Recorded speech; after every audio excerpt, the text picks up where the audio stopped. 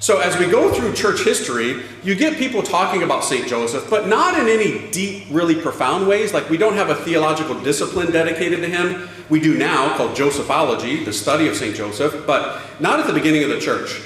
You only heard about him in sermons and homilies from bishops, at Christmas time.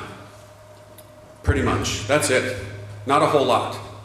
And as we go through the church centuries, you get certain saints who tried to emphasize him because they tapped into something and they realized, this man had to be something special. He wasn't just a random guy selected for this important role. He was prepared for this.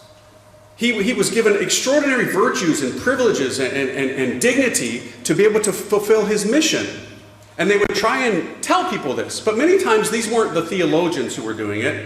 They were pious souls, saintly souls, like St. Teresa of Avila. Oh, what a great woman, right? She reformed the Carmelites, and she renamed all of her reformed convents after St. Joseph, and she wrote a diary.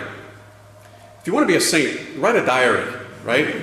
It seems to work, So, make sure it's good, though. Don't put nothing weird in there, okay? So, she writes this diary, and she says, basically, if you don't believe me, because she said, I've never gone to St. Joseph and been disappointed, but if you don't believe me, she challenged her readers to a test. Try it for yourself, she said.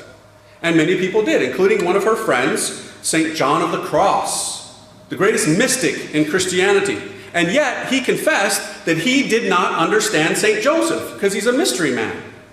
And yet, St. John of the Cross is like the master of the interior life.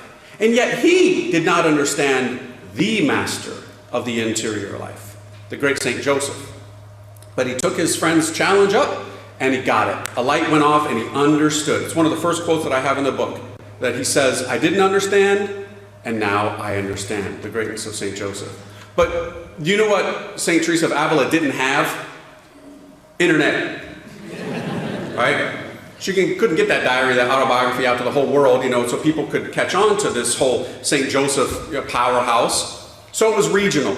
Spain, where she was from, had a great devotion to St. Joseph. And that's how it went throughout the centuries. The missionaries hadn't gone out to the four corners of the earth yet. So these things were regional, like Spain had a devotion.